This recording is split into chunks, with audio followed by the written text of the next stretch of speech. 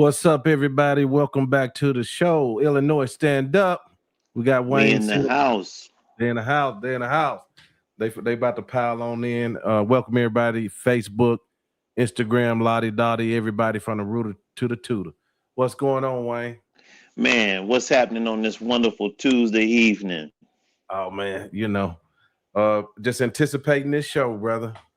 Just anticipating this show. You gave me a shot early in the game when I first started doing this. You came on my show, and when I remember. I ain't hardly had no subscribers. Well, the thing with that is, man, I've been in your shoes before too. I used to do a thing on Facebook called IPO Nation Live, and um, in the beginning, it was just kind of for fun, and it was very um, it was fun and interactive. It gave people at home the ability to kind of see the trials and the IGP community and stuff like that. And then Right. eventually it grew so big that we had 13 different countries and would have over 1.5 million people viewing it. So anytime I can, jump on somebody else's platform to help promote it, I'm always interested in doing it, especially if it's for the love and the about the dogs. If Yeah. it's for the future of dog sport, training dogs, and um, just helping somebody else out. So you gave me a call, and no problems taking my hand now, shaking yours, and through it, I think I made a friend. Yes, sir. Yes, sir. I appreciate you. Um, so you're originally from Chicago, Illinois? I'm originally from Chicago, born and raised on the Born south and raised. side of Chicago. Ooh, we all boy. You're a Um, real Chicago guy. Yeah. man, I'm a man. Man, it gets deep, man. My father was from. If you know anything about the projects in Chicago, my father was from the Ickies, and my mother was from the Dearborn Homes, and you Okay. know, Yeah. so they they's from the low end. Yeah. For real, for real. Okay, man. Well, when I first started this, you of course you know Gypsy, of course you know P Dunn, and they the one first told me about you. And when they would talk about you, they would just light up. You know what I mean? They like Wayne from our cloth, you know. And that's you started in personal protection, I and did. I yeah, did. I did start in personal protection, and mhm, at the time when I was coming out of high school, believe it or not, I was a fan of Gypsy's. mhm, Um, he could do things with a dog that most people couldn't do, mhm. especially when it came to true personal protection. Like, I think what people fail to realize is what we see today is, for me, is not really so much personal protection so much as it is sport now. And Gypsy was a 100% personal protection guy. He didn't believe in sending dogs down the field on long bites and stuff like that. Um, he believed that the dog should be up close and personal and in your immediate area. Right. And nobody had the ability to make a dog in that close of a proximity as aggressive as Gypsy was able to do. Oh, really? Okay. Yeah. So coming up, you said you looked up to him coming up. What others did you witness? Because this Chicago dog man scene is something like sometimes people refer to as a legendary uh area y'all come from, Wayne. So the first person that I actually met that I was introduced to the personal protection community was Gerald Rogers. Okay. And Gerald also, Gerald introduced me to Schutzen. Gerald introduced me to dog sport. I was young. I was just out of high school. Had just finished my senior year. Got a Rottweiler, and Mhm. then I spent a considerable amount of time training with Gerald. And of course, just like anything else back then, there were no cell phones. There was no internet. But you met people through word of mouth or through various personal protection dog shows. And although I had a lot of history with Gerald, um, that landed me at Performance Canine, which was Darnell Wells and Mel McDuffie, who is Mr. Canine today. I know Mel don't do a whole lot of training no more. His son kind of does, but I kind of came up under Darnell, Mel McDuffie, and then the guy that introduced the black community to the Belgian Malinois, Dean Bunley. Dean Bun. So Dean Bunley, and those guys became very influential in what I would become later. Darnell took me like he did Melvin under his wing, and anytime I worked dogs, he was always in my ear. Waine, you need to do this. Waine, you need to do that. And so he and I formed a very, very good relationship. And even though Darnell was so many years older than me, I was able to learn to read dogs a lot better from Darnell in the scope of the personal protection realm. Okay. Okay. Right. Well, so he introduced you to more the sports side. Was there something you had to unlearn when you started to go into more the sports side, or did Man, it wasn't that I had to unlearn it, because the things that I learned in personal protection are still with me today. And some of those things, believe it or not, I still rely on. I still rely on. The one thing I will say is this: growing up on the south side of Chicago, getting into personal protection, training dogs and stuff like that, we didn't have the ability to go out and buy 30,000, 40,000, $50,000 dogs. right, So what that did for me is it taught me how to train the dog that was in front of me. right, It taught me how to train the dog that was in front of me. And that takes an incredible skill set too, because not all the dogs that we had were talented or very well. Like my first Rottweiler was a dog I got out the newspaper for $375. mhm, So having a dog that's not a genetic phenom or a genetic, dog that had the genetic capabilities to really do the work, you had to learn to read dogs, make the right reads, do the right things. And because of that, that skill set stayed with me when I crossed over into Schutzen or IGP. So I didn't have to unlearn anything. right, right. Okay. Um, so you've seen many disciplines, seen many trainers, and the heartbeat of this show is going to be on like the dangers of closed mindedness, because like you got so many, dog training almost seems like it's tribal. You got uh positive only, you got this and that, you got these all these different philosophies. As far as you, is it a combination of things you have took from different disciplines, made them yours, or how has it how Well, have it's definitely a combination of things that I've learned over the years from various trainers. When you're closed minded or you only stick with one particular method, when you get a dog that's outside of that suitcase, then you struggle with being able to offer that client or that dog something. So I've always wanted to learn how to train every single dog that was in front of me, whether it was a personal protection dog, whether it was a Schutzen dog, whether it was a PSA dog, or whatever. Mhm, So that takes a different skill set. Every mechanic has different tools in his toolbox. And correct. if you only have one tool, you can't fix every car. You're Right, limited.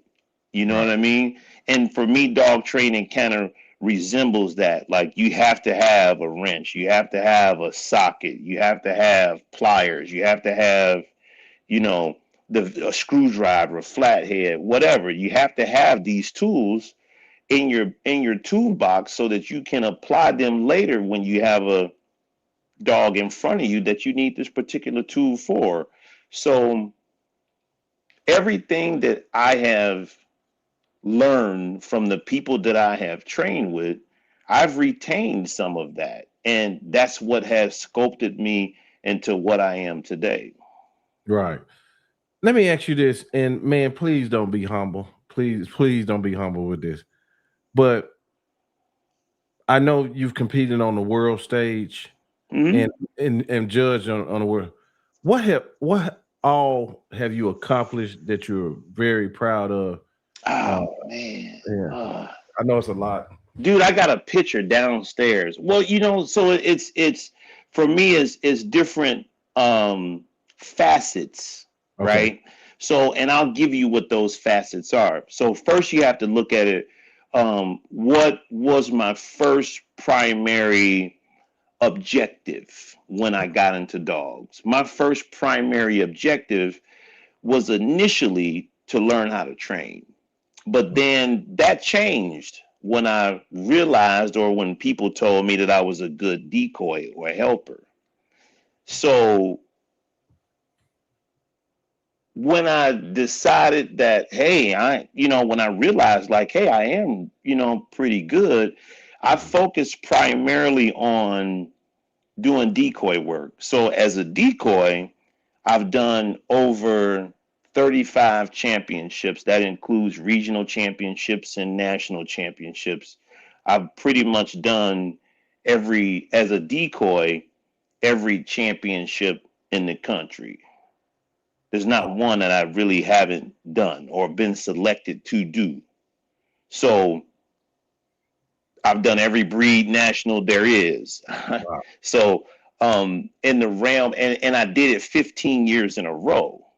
Nonstop. I didn't miss a year for 15 years. My last championship was the German Shepherd Dog Club of America National Championship in Ohio in 2019. That was the last national championship I did. Um, and after that one, I said, you know what? I've done them all. I had nothing else to prove, but I wanted to focus more on my training ability and competing. So, from a competition standpoint, I've shown three dogs in multiple national championships and multiple regional championships, with the last dog having made the WUSV World Championship in Germany last July. Yeah, I So remember that's that. the second part of it. Mhm. Then you have the third part of it, which is judging. Yeah. I kind of catapulted myself into that position um, by doing the things that I was doing as a helper and then trialing dogs and stuff like that. My first national championship with my own dog that I trained myself from 8 weeks up, was in 2007. Okay. I competed at the Malinois National Championship with my dog Chase. Wow. So you look at the second part, competing with dogs.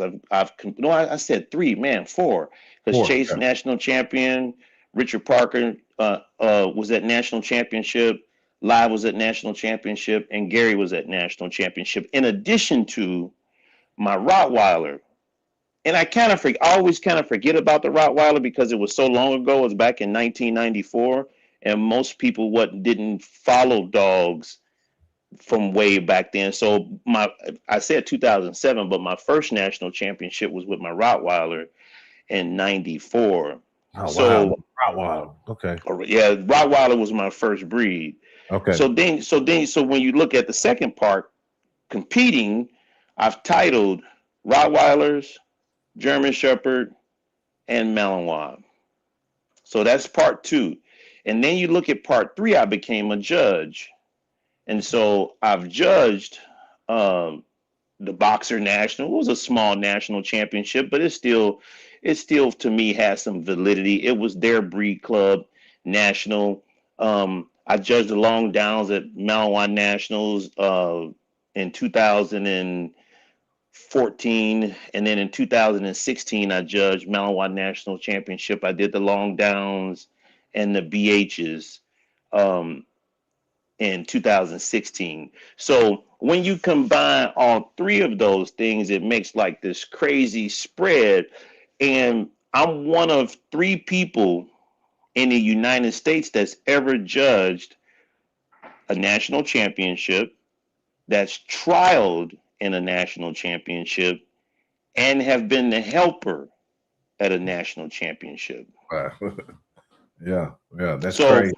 so when you look at accolades, I mean that pretty much sums it up. When I got into sport in 1989, we didn't follow these things until here just recently with Working Dog and some of the other sites that track that stuff. So, I mean, I've done a lot when you put it Yeah, down on paper. yeah, yeah. I know what the people that when I announced this show, and people that done my back, they talk about that goat talk, boy. Check this out. So yeah, this is a true statement here, right here.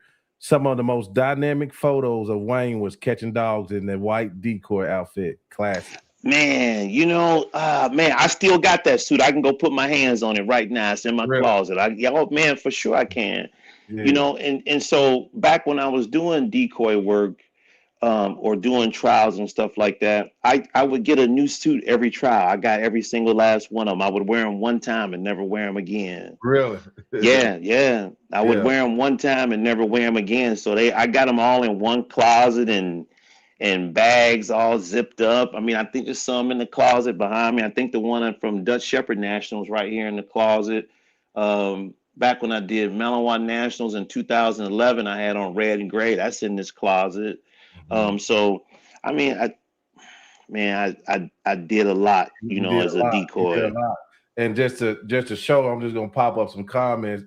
Bite Dog says my Mount Rushmore is Wayne.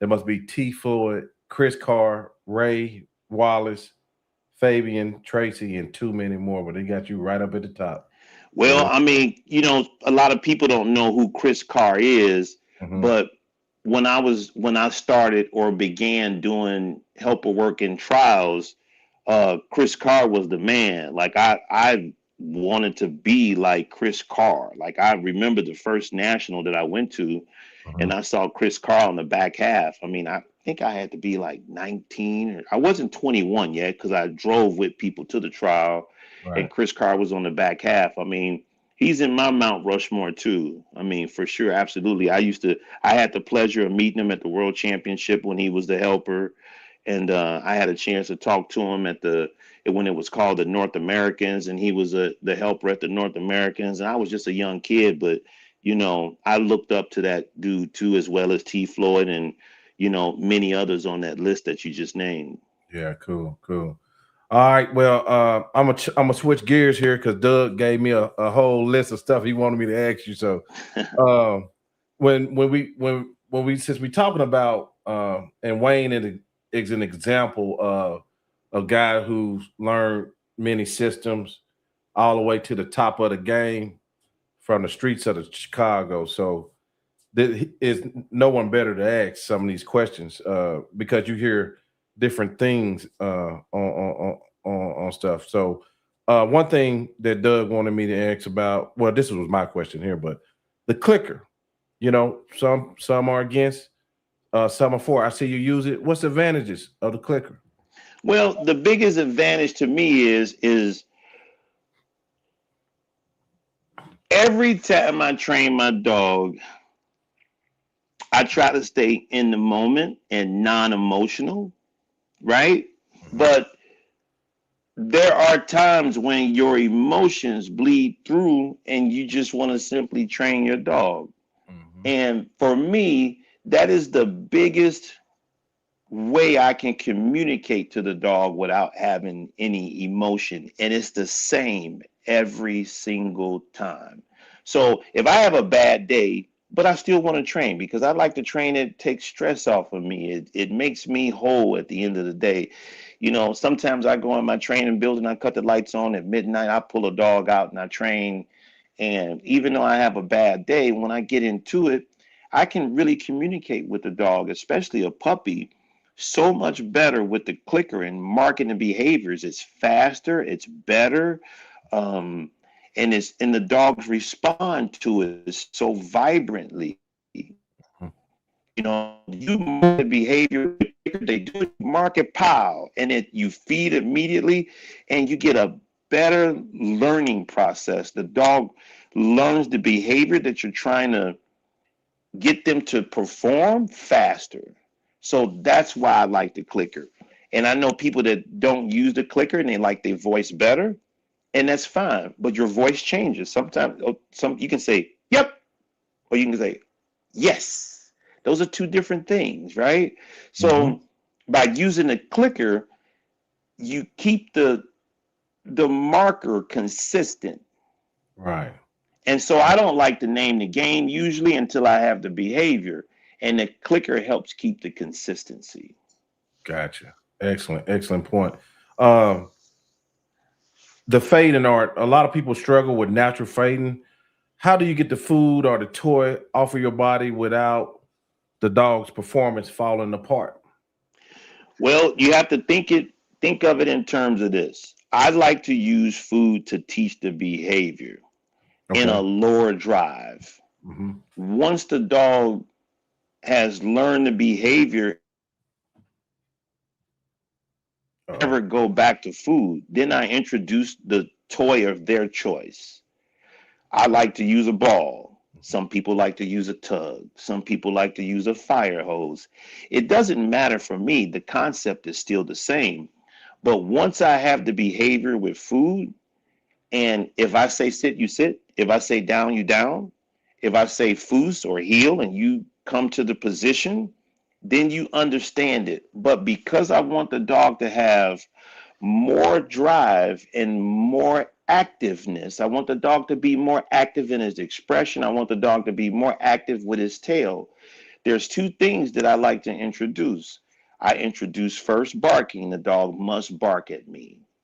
And once I have the dog more open, like big barking, boom, boom, boom. And then I introduce the toy. So now I want the dog to have more drive, be more open, and execute the behavior that he learned with food, but do it faster. Mm. Gotcha. So once I go from the food to the toy, I usually never go back to food. Gotcha. Okay. Okay. All right. The next one was your thoughts on e-collars. How do you use the e-collar as a communication tool rather than just a remote leash? Well, the thing is this.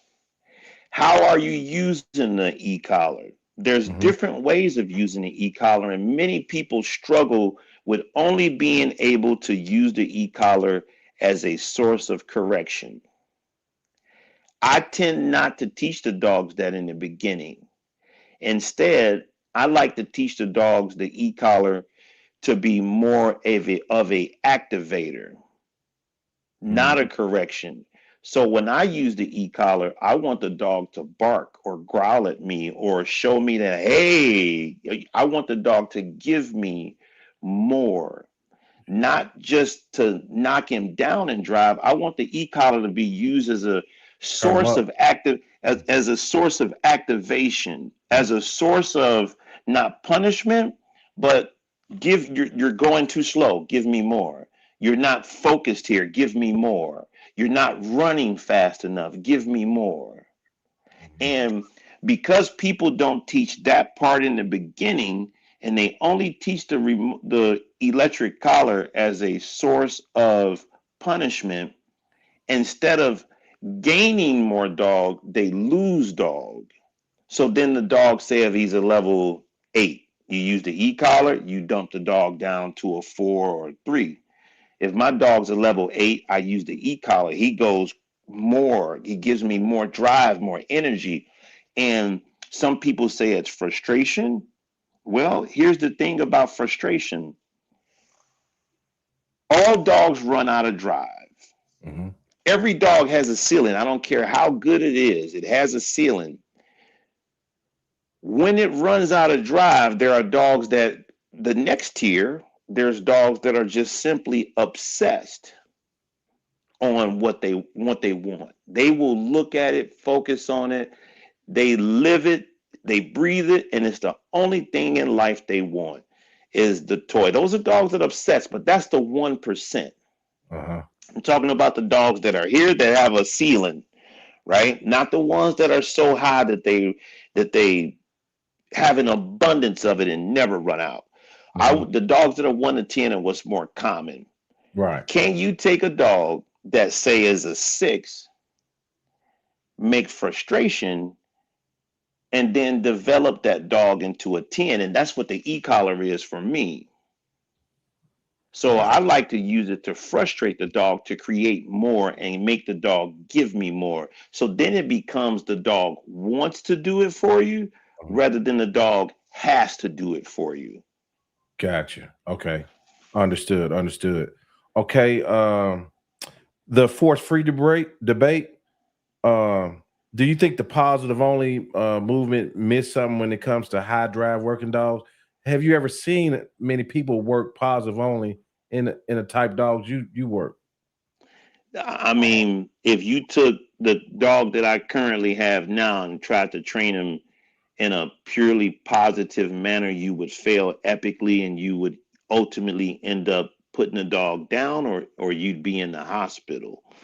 Mm, Um, so most force-free trainers wouldn't take the type of dog that I like or the type of dogs that I pursue because most people see those dogs as being too aggressive, or too um some people would even say they're nervy, mm, but nerve has a scale for me, like either and the scale of nerve can go from 10 to the left or 10 to the right. mhm. 10 to the left meaning the dog will run under their table. 10 to the right meaning he'll pursue you and come forward and bite you. It's all nerve, right? But I tend to like the ones that have the confidence scale too. They can be 8, 9 on the nerve scale, but on the confidence scale, be a 10. That's the perfect dog for me. And if you couple that with good drive, for me, I have the perfect dog because he will say, "You've gone too far," and let you know rather than cave. Good point. Yeah. Yeah. Yeah. Rather Okay. than cave. But Right. that being said, though, I also have a touch. I can also take a dog that's not so driven, that doesn't have such strong nerve, that's not so confident, and I can still present the e-collar to him in a way that it makes him work harder than destroying him. Mm, right. You're a master at reading dogs. You have to be a master at reading a dog, and not every e-collar is the same. And Mhm. most people don't realize that. I always tell, like, and I own every e-collar there is, bro.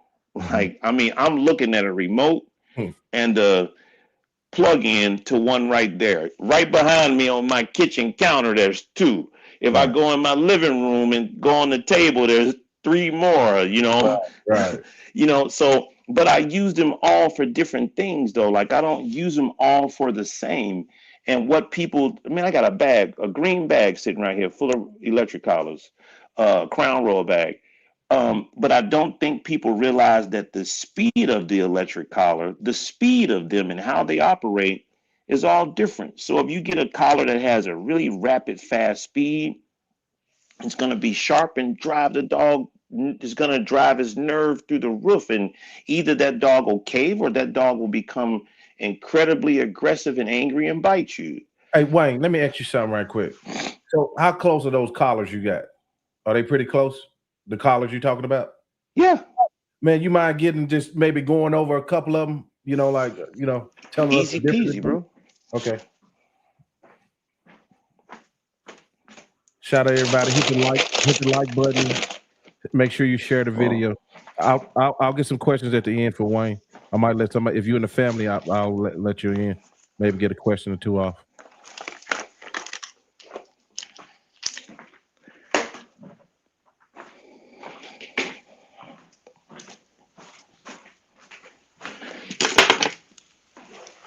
Oh, okay, yeah, but that was extra. I'm gonna start that comment. I'm gonna start it so I can come back to it. All right, so I got three right here. Told Okay. you, man, they just matter, of really close proximity to me. But Yes. I use all three of these collars. I don't know if y'all can see them, but um, my absolute favorite collar is this one. It's the Sport Dog 1825. Okay. This is my absolute favorite collar on the market right now. The Yeah. 1825X. Um, my second favorite collar is the Chameleon. Mm-hmm. And there's so many different programs that you can do with this collar. This one just has a cover on it that was made by Black Dog Studio. Oh, nice. Um, she's like one of the few people in the United States that make a cover for the Chameleon collar.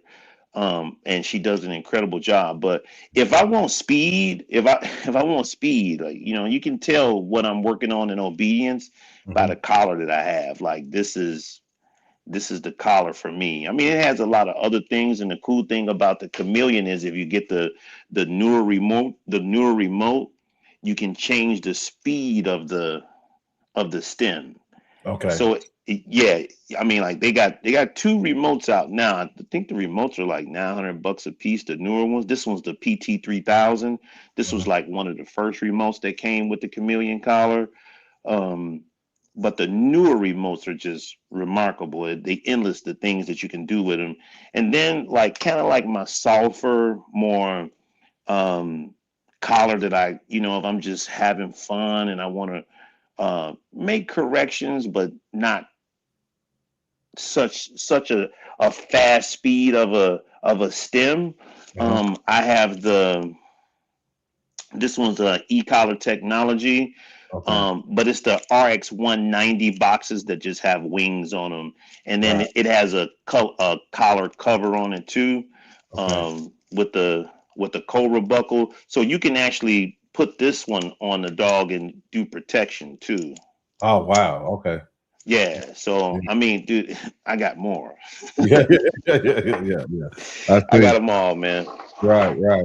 Wayne. So, like, you still doing a lot of workshops and things like that? Yeah, I just did one in Missouri 2 weeks ago. What part of Missouri? It was near Drexel, Missouri, right on the border of Kansas.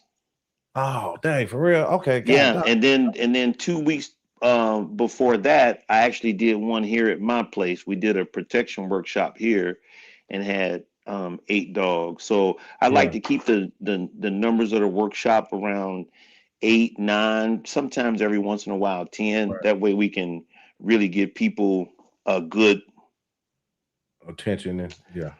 we can give them a longer span of training versus if back in the days when years ago I would have 15, 20 at workshops, and then your time's kind of limited, and then you're there all day. You kind of start at 8 o'clock in the morning, and then you're there till 7 o'clock at night. And sometimes, I mean, as much as I love dogs and I could do it all day, some people just want to go get something to eat, have a drink, go home, be with their family, and Yeah. it becomes a little bit overwhelming. So nowadays, I kind of keep the workshops down to about 8 or 10. But yeah, I'm still doing workshops. As a matter of fact, we got another one coming up at my place. I have to check my calendar. Rihanna always says, she told me today, make sure you make the flyer and put the workshop out today.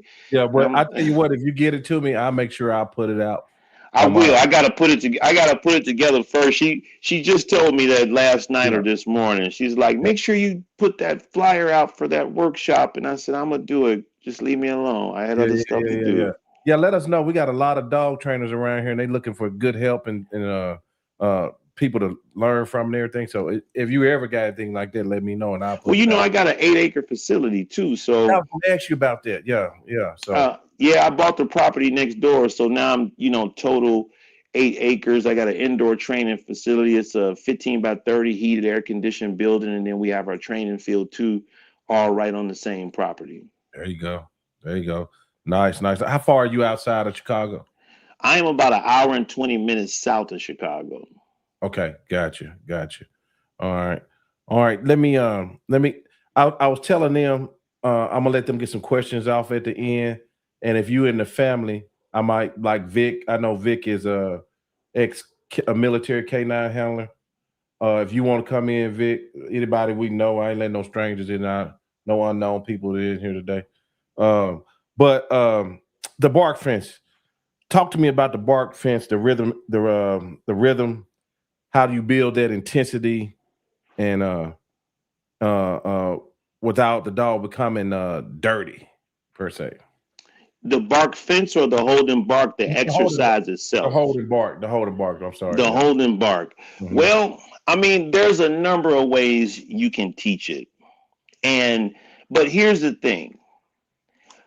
First, you have to identify, or you have to look at what the essence of the exercise was in a more practical way, not in a sport way. So, the essence of the exercise was for a dog to find the bad guy Mhm. that he could not bite and then alert the officer to where the bad guy was, right? Mhm.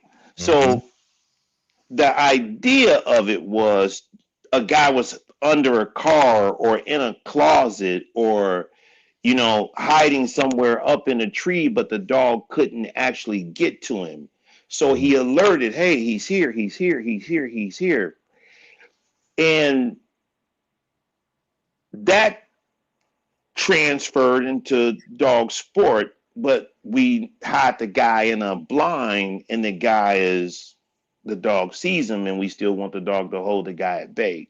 Right. So first, the dog has to hold the guy, like he has to get there. He has to first stop and hold the guy. Secondly, for me, he has to bark. Mhm.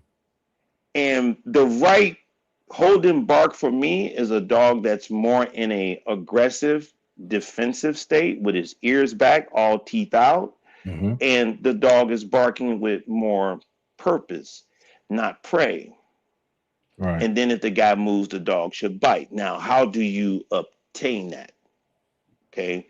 There's a lot of different schools of thought on how to train it. Some people like to use the box. I'm one of them. Some people like to use the table. I'm one of them.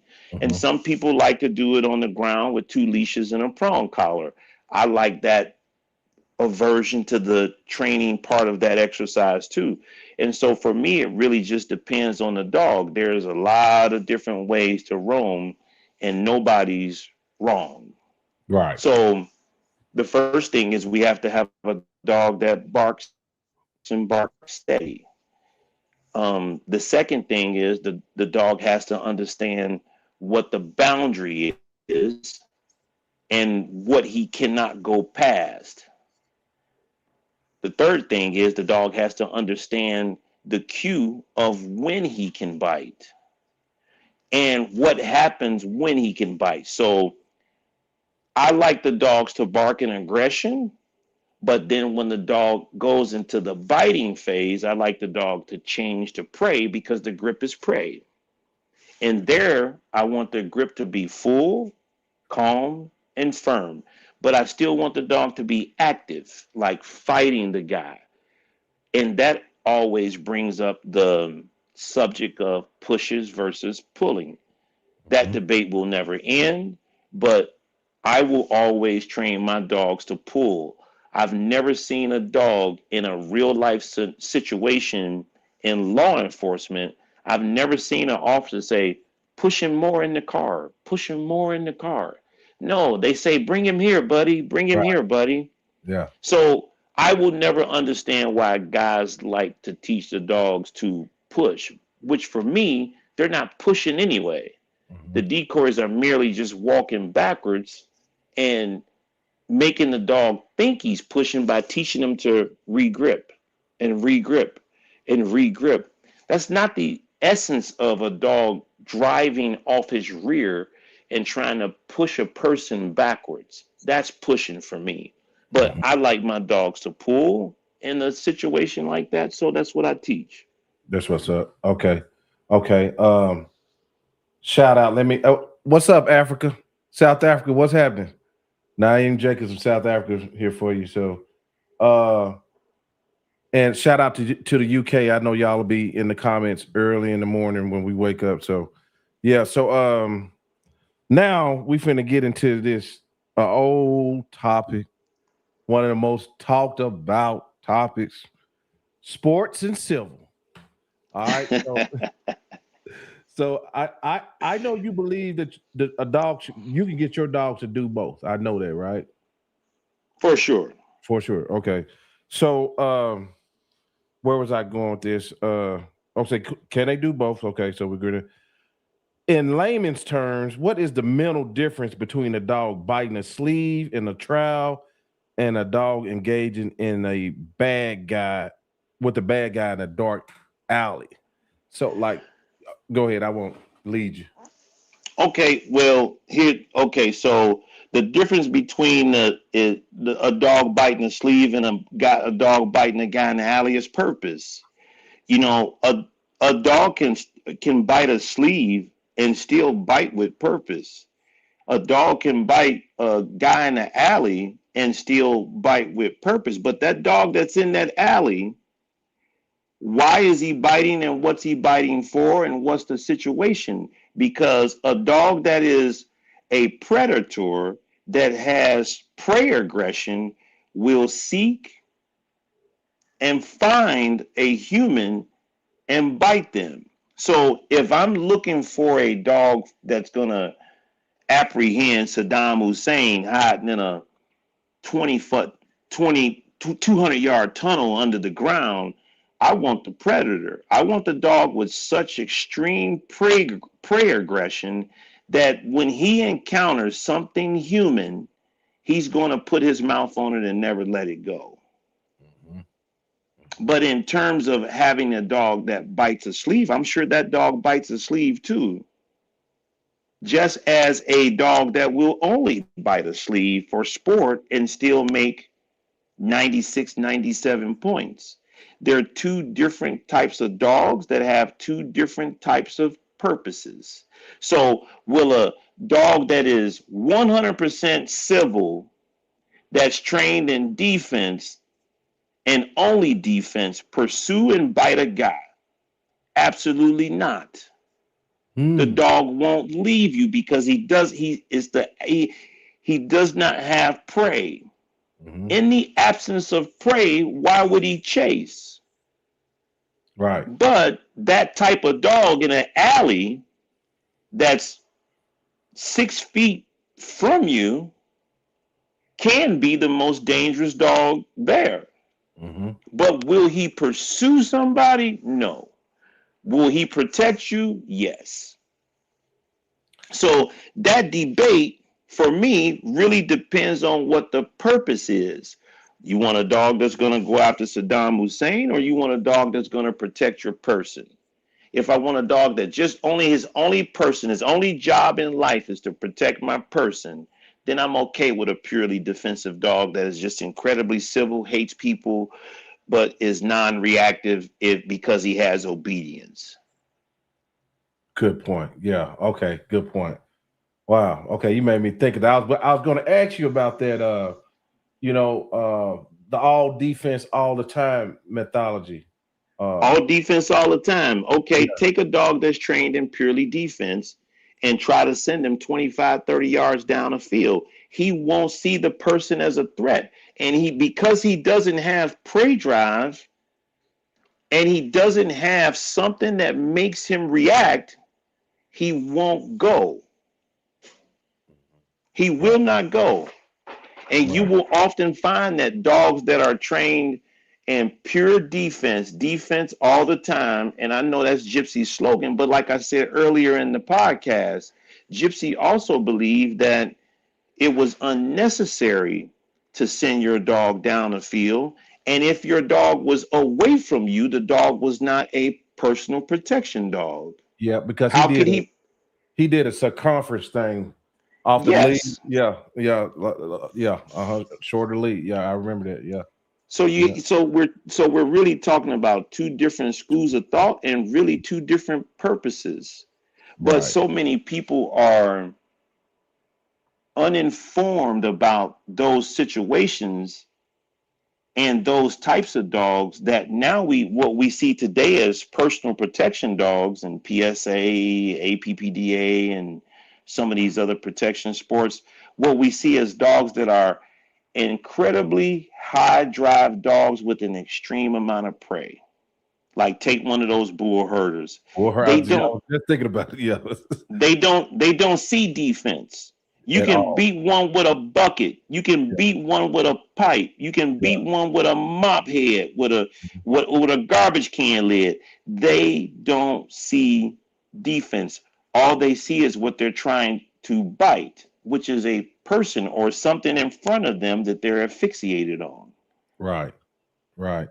Yeah, for sure, for sure. And that combination of dogs just amps it up.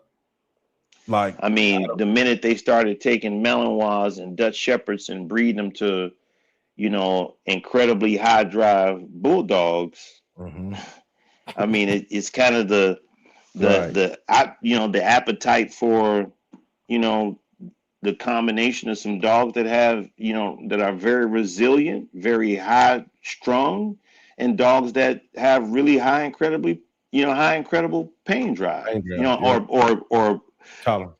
pain tolerance. Uh-huh. Yeah. Um, I know you love the shepherd, but what are some of your favorite breeds you have worked? I only have German shepherds for competition purposes. That's Okay. it. Yeah. That first and foremost, the German Shepherd is not just it's not even my breed. Like I have grown to love German Shepherds. I have grown to um, love competing with German Shepherds. I like the personality of German Shepherds. I will, from this day forward, I will probably always own a German Shepherd, but my favorite is the Rottweiler. Okay, My gotcha. favorite breed in the whole wide world is a Rottweiler. My Right. next favorite breed is a Malinois. Uh-huh. I just Gotcha. happened to, I had a $50,000 German Shepherd and I sold him because I hated German Shepherds. If I wouldn't sell that dog today, I mean, I don't know what I was thinking when I sold him, but I hated German Shepherds so bad. It was just blah. It was just a German Shepherd. Every time I got a good one in, I would sell it. And I Mm. had become known for that. It's like, oh, Wayne's got a German Shepherd. He's going to sell it. He's a Malinois guy. Once Rottweilers kind of hit bottom and I got into Malinois, that's kind of where I, made my home was with the Malinois. But I tell you, some of my favorite breeds are, I mean, I love a good giant schnauzer. Giant schnauzers are some of my favorite dogs to watch Impressive. work. Hmm. Um, Corsos are some of my favorite dogs to work. In fact, um, one of the most titled Rottweilers here in America was in my club. I mean, he's one of the few, which probably still the only Corso that was titled in IGP, French Ring, and PSA. So The Corso? yeah, the Corso that was in my club, yeah, it was Yeah. titled in all three sports. You remember who bred it? Man, the dog was a backyard bred dog out of Chicago. A What? Mexican, yeah, a Mexican bred the dog. The guy's name was Roger. Really? Really? Hmm. I tell people all the time it's some shit sitting in folks' backyard you wouldn't believe. Well, I mean, I don't know if you know, man, maybe you know Derwin, but Derwin had he's from Chicago, black guy from the West Side. He Uh-huh. had a Corso by the name of Moses. Moses. Yeah, I don't think He I, had I a don't Corso by the name of Moses, by far, really. the Yeah. best Corso I've ever seen in my life was that dog Moses. He was bred by Carlos Coleon up So in long. New York. Yeah, man. Hey, Carlos Colon, Tony Scandy, and Carlos Colon are probably the only two Corso breeders mentioned on my channel. People joke, hey, yeah, I ain't no way I can get in touch with Carlos, but them two guys' names are mentioned so much. And for the Corso people, if you look up in some of your pedigrees, in Tony Scandy pedigrees, y'all will see that famous dog Mojo that Carlos. I don't know if he bred it, but I know he owned it. I think Sherby Long bred Mojo. But yeah, that's interesting. So let me ask you this. Let me ask you this. So you get me started now. So when you so you talking about miles, what lines do you favor in the Malinois? Well, back when I had Miles, I like the Belgian dogs. Pearl de Toibier was like my favorite um, kennel in Belgium. Okay. That guy has bred more dogs in KNPV and just sports around the world, probably than anybody. And you know, you will still see Pearl de Tourbière and a lot of FCI registered Malinois today. Mm-hmm. Right. I mean, but you know, I like, you know, later on I kind of got into some of the Czech dogs too. Um, there's a kennel in Czech, extra temperament. Just here in the last few years, I've imported 3 or 4 dogs from her kennel. I mean, super dogs. Bohemia de Alphaville from Czech, super nice dogs. Furthermore kennels in Germany. I had a puppy from a direct puppy from Furthermore Kennels in Germany. So those are kind of the lines I like to stick with. But here lately, I've been only getting my Malinois from Extra Temperament Extra in Czech. temperament. Gotcha. Her name is Monica, the Monica. breeder. Yeah, her name Okay. is Monica. She's in Czech. Um, let me see here. Because these guys they try to get in here to you. So I'm gonna let me see what I want to ask the most. Uh man, you don't reach the highest points in this dog sports and things like that. Uh and they sometimes they say bah, when they mention you. They say that go talk. But who has pushed you for as competitors in your career? Like you like, I gotta beat his ass. Man, you know, my answer to that question is going to actually blow your mind Mhm. because it's not the competitors that have good dogs or that are great trainers that push me. It's the people around me. Mm, It's the people that I train with. And understood. so I kind of pride myself on taking the average person that comes into dog sport Mhm. that would people would see him as a outcast, or they would see him as like a person that wouldn't do so well, or you know, they see him as a misfit. You know, they Mhm. kind of like, Mhm. they wouldn't take those, like, why would you train with this person or whatever. And so what I like to do is I like to take the people that are around me and make them better. It's not always about what I can do as a trainer or what pushes me. What pushes me is those people wanting to do better, compete on the same level, and then me providing a space for them to get there and helping them with their goal and making sure they have the resources to get there. So, what pushes me are the people. I don't need to train with a world class trainer. I don't. I don't have to. And sure, there's opportunities where I have a chance to train with some world class trainer, and you know, I mean, that's just knowledge and information, and I can always go back and take to the people in my group or the people in my circle. But what pushes me is them. Yeah. They push me because one, they when you train with people that are better than you, they will never hold you accountable.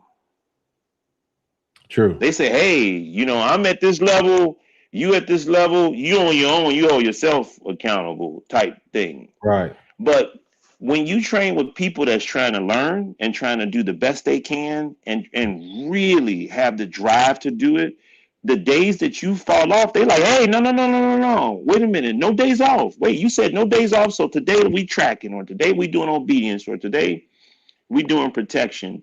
So my answer is going to always be the people that push me are the people around me. They make me better. Period. Excellent. Yeah. I 100% feel you because it works the same way with this podcast. Like the co-producer, Doug, the people that's in the comments. If I'm messing up, I'll get that. I'm reachable. Hey man, you need to come on now, Yeah. step it up. And then, every year it gets progressed. People been on But this journey with me. I will say this, being on the field with the top competitors in the country, competing against them has always been a lifelong dream. To open up the magazine and see my name or my picture in the magazine has always been a lifelong dream. But I don't have any of that if I don't have the people in my circle that help me, that take my ball, that get my leash, that put my send out pole down there, that pick up my flags at track and that walk the track with me, that spot my obedience and all that kind of stuff. So it's those people that push me. The ones at the trial that are world level, national level trainers, I'm there just to have fun with them because we don't see each other often. They're busy training their dogs or their client dogs. And so that part of it kind of becomes a party. Sure, we chat, we drink, we go to lunch, dinner, whatever. And if I have to problem solve something that's maybe broken or I need a new, refresh idea, I can always give those guys a call and say, hey, man, this dog's doing this. He's done it 3 or 4 times, man. Give me something. Right. And I'll usually, I have a handful of people that I can call and get new ideas from. So I like to do that too. But I never really see them as the motivator that push me. It's the people around me. That's right. That's what's up. Um, Let me get some of these questions because I know they trying to get at you. Victor Pick, Joe, can you ask him how does he build confidence in a dog, generally speaking, not just e-collar? How I like to build confidence in a dog. Um, it depends on what you mean by build confidence. Are we building drive or is it environmental confidence? If it's environmental confidence, man, I just literally take the dog everywhere with me. I mean, I've never had a dog that, or even a puppy that was so environmentally non-confident that I had to build confident because my dogs go everywhere with me. Right. When I hit the road, I mean, they're out at the gas station, they're out at the rest stops. They see trucks, they see cars. I literally take my dogs everywhere. So, but if it's environmental, then I take the dog places. If it's a drive issue, then I like to do it with either food or ball or tug, but I always back tie the dog because I want to make some type of frustration. And Right. if I can frustrate the dog to where he starts to bark when he gets frustrated, then I'll just reward him. And so I'll either reward him with food or a ball. If it's a ball, then I can play with him, roughhouse with him, let him win it, and then, pet him, rub him, love him, and let him know, hey, this is the right thing you're doing. Um, However, sometimes with the ball becomes another issue, and that issue is letting the ball go because there's going to come a point where you build so much confidence that they don't want to let it go. And Correct. then what do you do? Right. Right. And if we're not using the e-collar, I can substitute the ball in exchange for another ball, or I can exchange the ball for food. Mhm. Right. Either way, you're doing it without making conflict and you're doing it without stress. And that's what training is should be. Training should be as less stressful as possible. But that being said, you're going to have stress on the trial field. Everything's not going to be perfect. The dog's going to make a mistake. So, do dogs need stress in their life to become confident and stronger? Yes. But if you do some training with frustration, that's stress too. So, that's how I would build confidence in a dog. Before I move to the next one, it was another one he wanted me to ask you about was bonding with the dog. What are just some of your tips for a good bond with your dogs? Man, my one dog sleeps in my room every night. You Right, know, like, I mean, the only reason why he's not sitting right next to me right now is because I got dogs in the kennel. I got to put one on a treadmill after we get done with this podcast feed. right. But as soon as he done eating, man, he sleep in my room every night, man. I like my dogs don't live in. I have kennels. I got a whole kennel setup, but my dogs don't live in kennels, man. They live in the house. Yeah. And so, for me, the best way to bond with them is to spend time with them. I have to physically touch my dogs every day. That's just me, though. Hmm. Some people are okay with the dogs living in kennels and stuff like that, but my dogs live in the house and I physically touch them every day. Yeah. So if you do that, you'll you can't if I gave you the leash to one of my dogs, you couldn't hold him. Hmm. He'd be like he'd drag you all the way to me. Ask Right, right, anybody that's ever held a leash to him. right. Like right now, my one dog I just got done competing with. He's been staying with Rihanna down at Pamper Paul's grooming salon at LLC. He's kind of been like the mascot down there, and Hmm. she'll bring him back. She'll bring him back home, and as soon as he sees me, boop, he gone. He comes straight to me. So, Yeah, um, and that's just the bond that we have. yeah, Like I have a yeah. really good relationship with him. So, and he hasn't been. He's here now, but he hasn't been here in a couple months, and we still my partner. That's what's up. That's what's up. Some of these are comments I'm gonna read.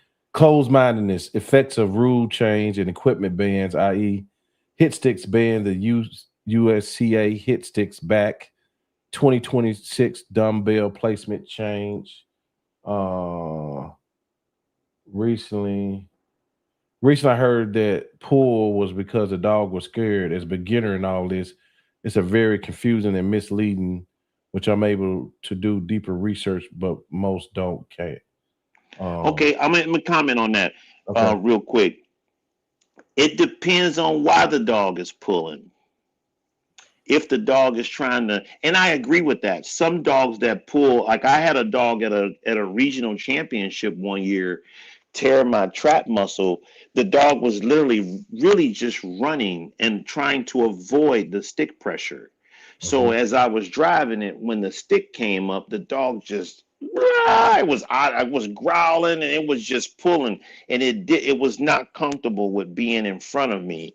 So some dogs that pull, they pull for the wrong reason, and the wrong reason is avoidance. They're avoiding being in front of the helper. They're not comfortable there. They're not confident there.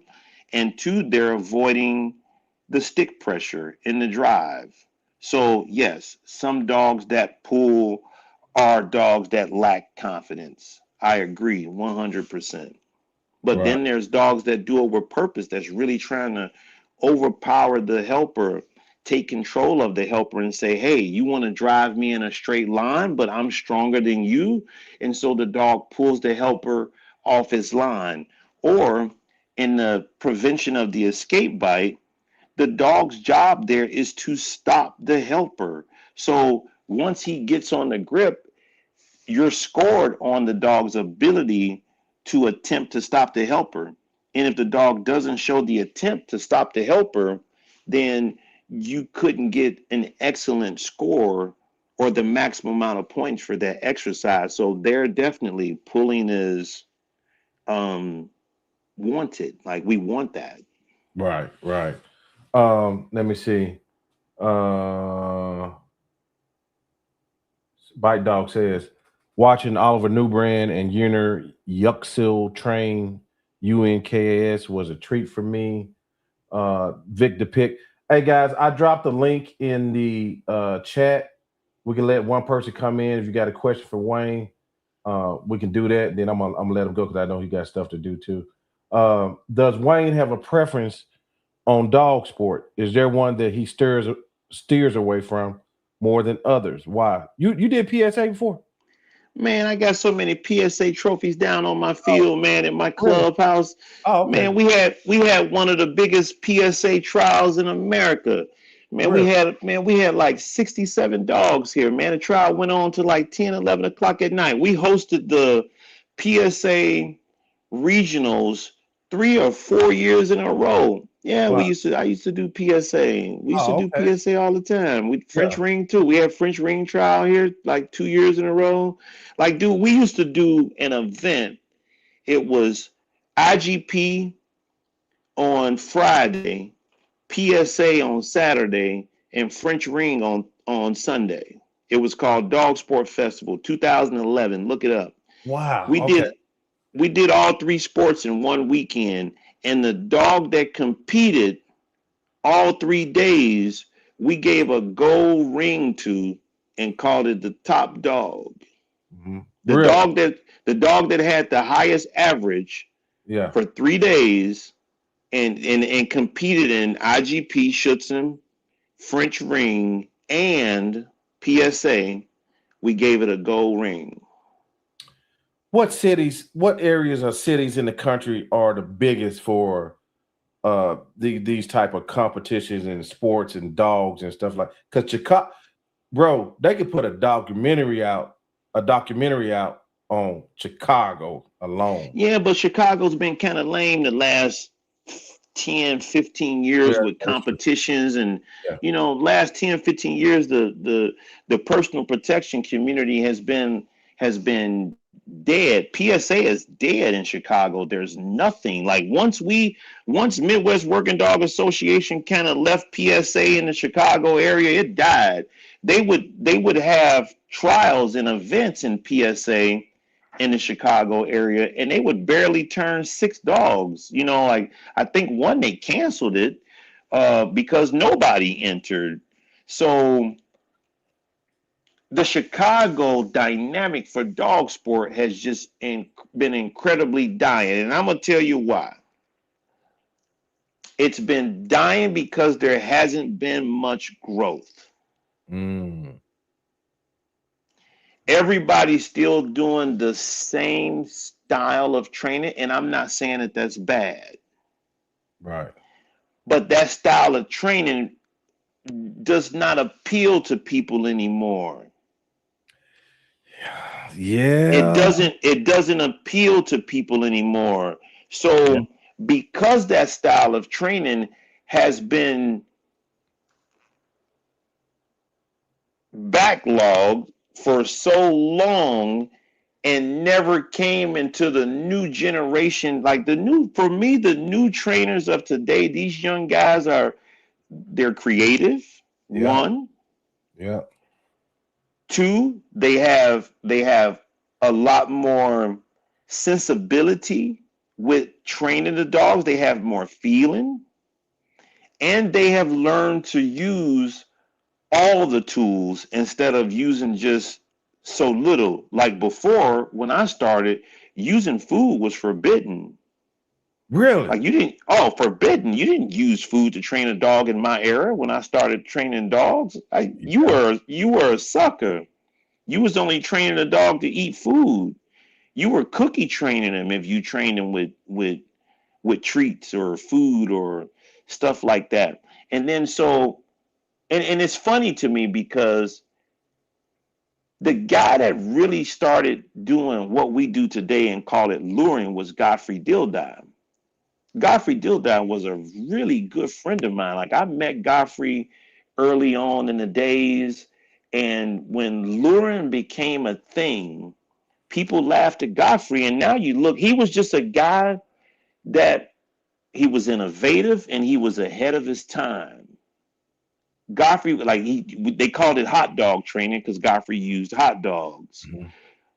But he was a guy that was ahead of his time. And now you fast forward 30, 40 years later, now everybody start puppies out using food. Yeah. And Uh-huh. we didn't do that back then. So when you look at the Chicagoland community, when it comes to doing obedience, the dogs are slow, they have no expression, and the dogs have no energy. Now, I'm not saying that that's wrong in a sense, because Miss Mary from the Baptist Church on 111th Street, she Mhm. don't want a high energetic dog. Right. Right. Miss Susie from, you know, the high school secretary, she don't want high drive obedience. She want a dog to sit when she say sit. She want it to lay down. So that style of training still has a purpose. It still has a For pet. it still is a conduit for people that just want to do pet training. But now we have a name for it today, and it's called pet training.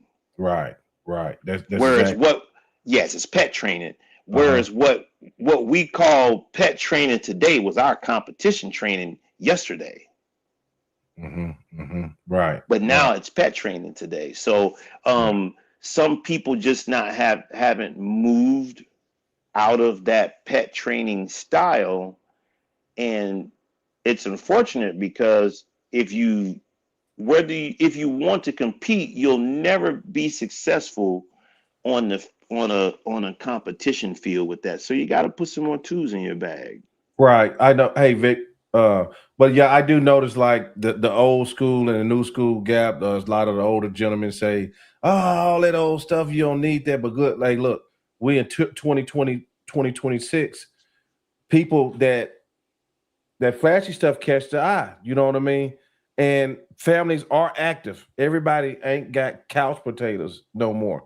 Families are Right. active. They might want the dogs to have a little more pop nowadays. You know, times change. You know what I'm saying? Times change. I mean, people walk, they jog, they hike, they they do a lot of different things, and so um, you know there's still a market for that type of training. It's just not as big as it was, Right, right.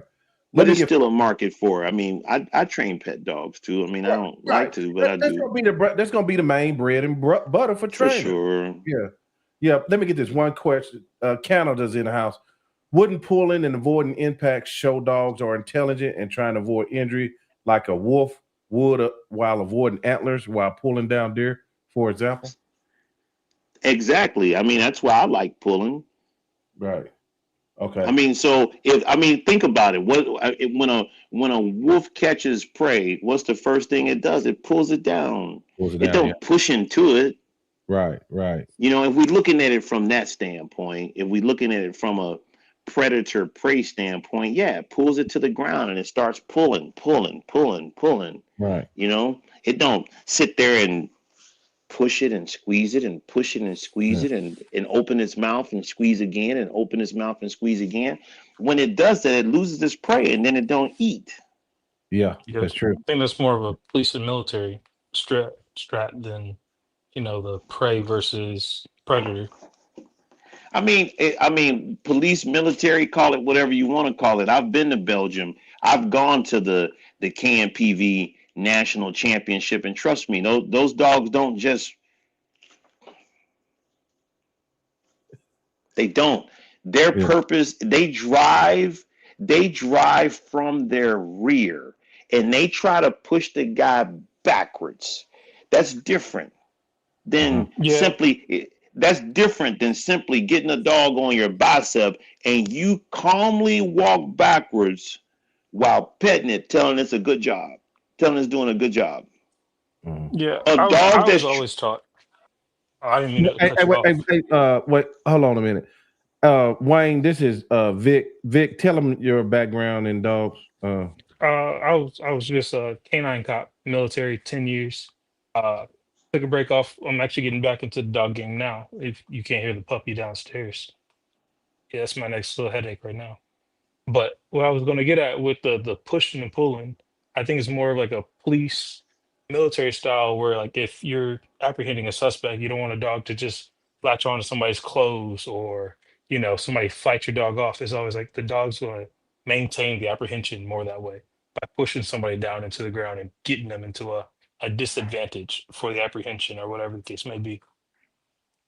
I mean, what would be the difference between that and a dog that's has a full grip on your arm and And he um pulls and pulling and but the guy has a Be- weapon. In your situation, because he can kill the dog. In my right, situation, he can't. right, Because and it's when he reaches in his pocket to pull out whatever it is in his hand to strike the dog, hit the dog, stab the dog is pulling him this way. The dog is countering what he's doing. But in your situation, the dog is here, stays here. It's so easy for a guy to reach in his pocket, take out a knife and stab it. Look at the situation in California.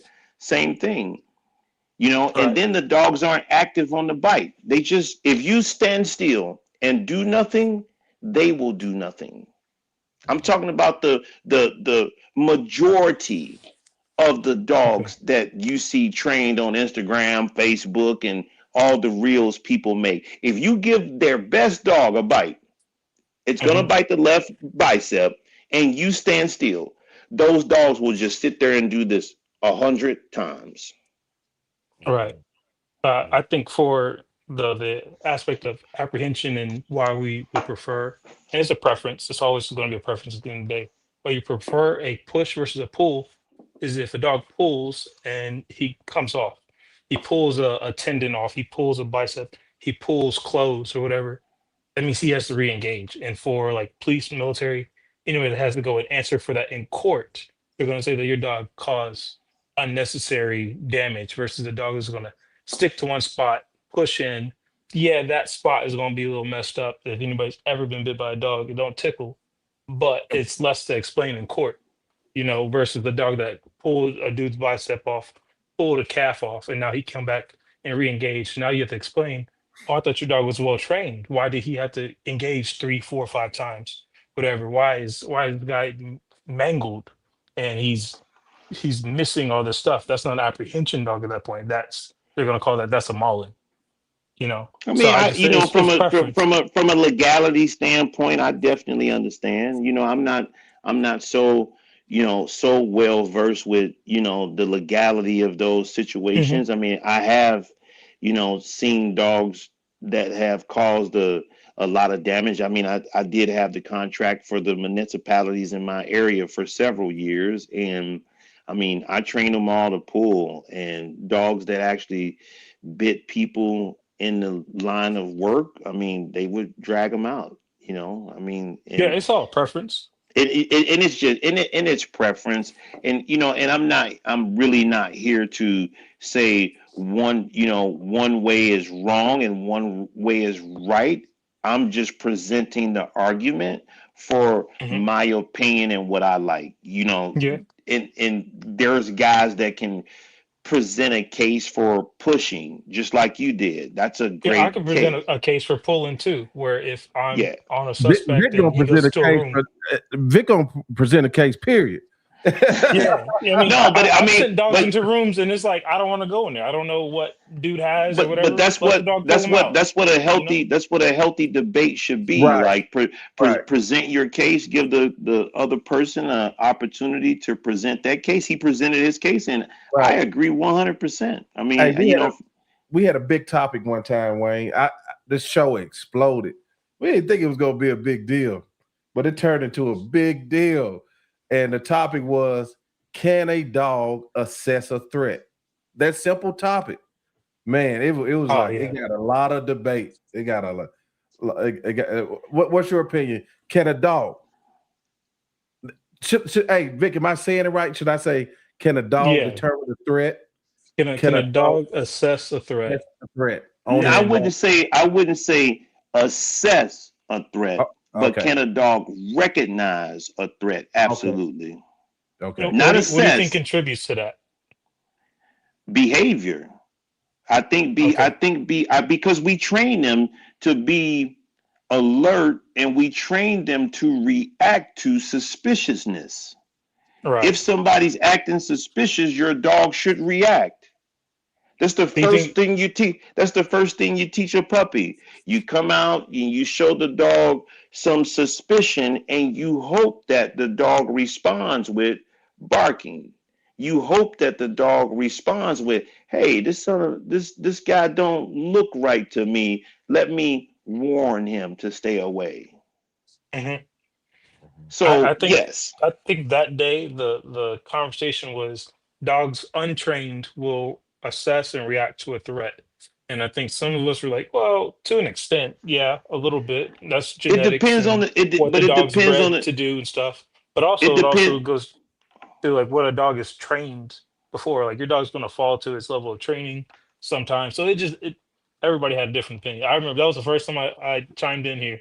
Yeah, It yeah. And that was a depends big on the one. nature. It depends on the genetic nature of the dog. Some dogs are gonna be is gonna. Some dogs are going to be more genetically inclined to respond to a threat than others, simply because it's their genetic makeup. While some dogs will completely ignore what is perceived to be a threat. Mhm. Hmm. Especially if we're and I hope we're assuming obvious threats, not like just some creep walking by and we don't know what he's doing. Hey, that day it got I wild. Everything was I, Yeah, considered I a would yeah, threat. I would hope we're talking about an obvious threat, somebody right. that's Oh really boy. threatening Yeah, you, and not somebody just walking past that might be, somewhat suspicious, and so on and so forth. But in that case, um, put a dog behind the fence and walk by. The dog Hmm. will allow some people to just walk by and he's completely unbothered. And then there's another guy that walks by and he says, "Man," and runs to the gate and tries to kill him through the fence. So, can dogs recognize, or do dogs have the ability to um, react towards some people's presence and others? Absolutely, yes. But fact. can they assess a threat? No, no. Okay. So, what the people in the comment section, they funny boy, because that day we had that topic, it was crazy. I But saw some of that. I think I saw some of that. I think Yeah, that I was like saw a some of that. yeah, 2 hour show, Joe. yeah, it was 2 hour show. So I will let Wayne go, but this is another hot topic. I might well ask him why he here. A personal protection dog. When you have somebody over, do you think you should have to put them up, or the dog should be able to stay out? All right. So, and there's two parts to this. Okay. What's the level of training and what's the temperament of the dog? Oh, yeah. Uh-huh. What's the level of training and what's the temperament of the dog? Because I can tell you right now, you ain't going to my grandma's house and her German Shepherd's loose. I can say that about my mom's house. You're not going to my grandmother's house with King loose in that house, and I don't care who you are. She got Mhm. to go put him up. So that's a dog that has, for me,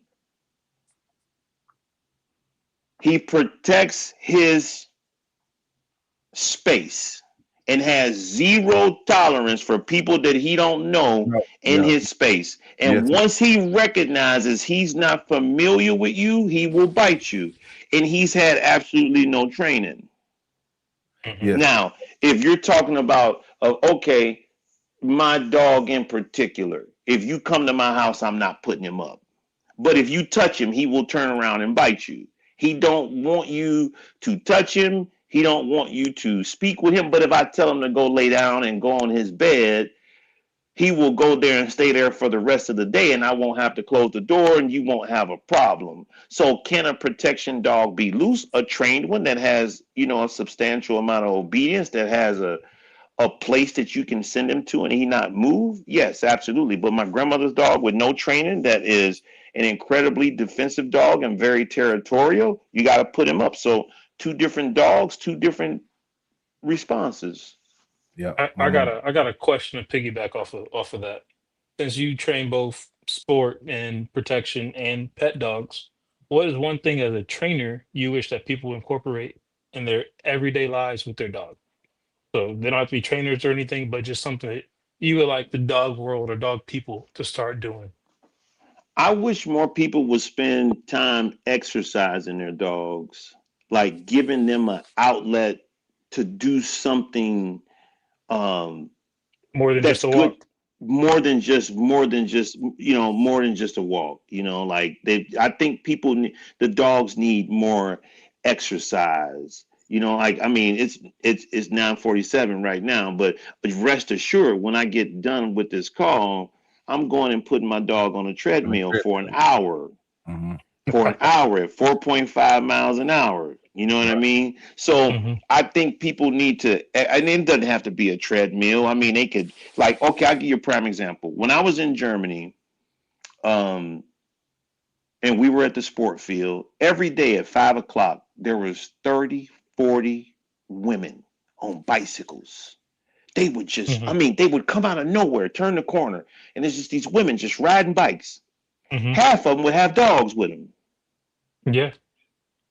Half of them would have dogs with them. When I was in Belgium, we're training, we're out to dinner, lunch, and people riding bikes with their dogs. They're exercising their dogs.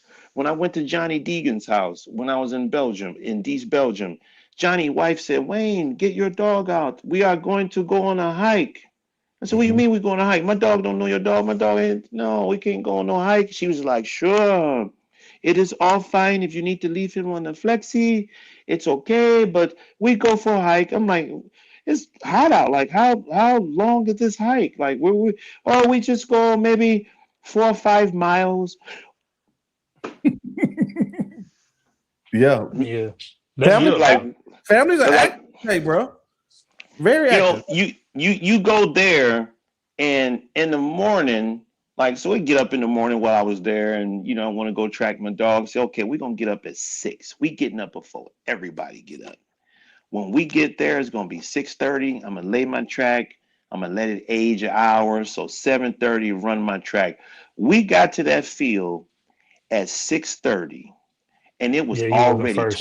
it was already 25, 30 people out there with their dogs, Mm. Hmm. exercising them, throwing I laid my track, and I looked over my shoulder, and there was a lady out there pitching a frisbee with her dog. There was another lady, throwing a ball, exercising their dog. I mean, and these weren't, young women either. These were older women, 60s and late 50s, and some, men too. But so to answer your question, I wish that, and it doesn't matter for me what sport it is you do.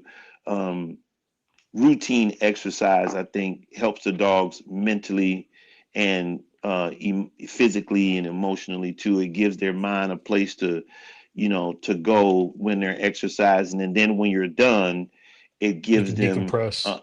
they can decompress and they can rest.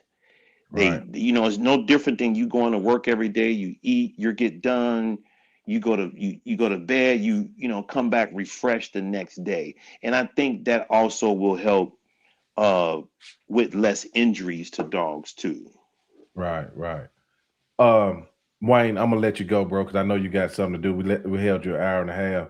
That was a That's good all deal. good, man. I definitely appreciated it, man. It Oh was a man. good one for me, man. I could do this.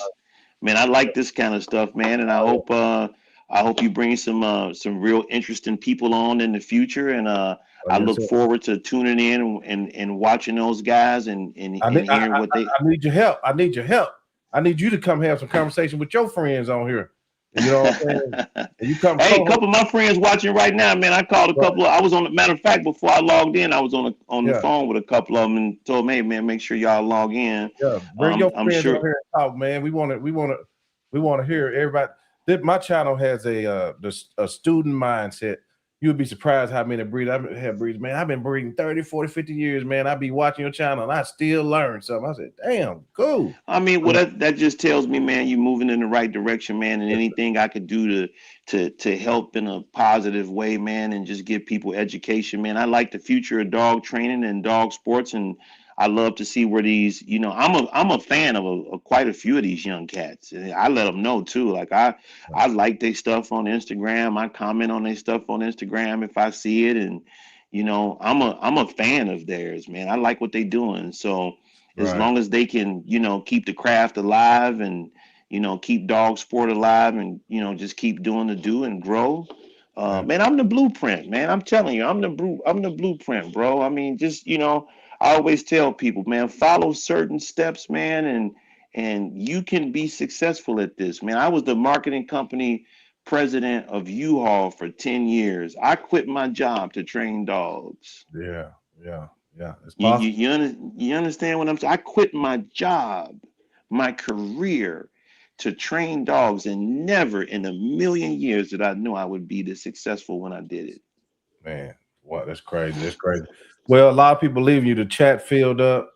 Africa came in the house. Canada came in the house. All over the world. So, Waine, Vic, thanks for coming on. But Waine, Appreciate you guys, man. come back anytime you want, bro. All right, man. Y'all take it easy, man. Y'all have a good night. All right, we out. Take it easy. Step into the realm of canine wisdom with our podcast, NWA Connie Core Shows, where we interview dog men and women from around the globe. Discover their talents and insights on breeding, training, nutrition, and the rich history of dogs. Tune in to the most underrated yet influential dog podcast on social media. Your journey into the dog world starts here.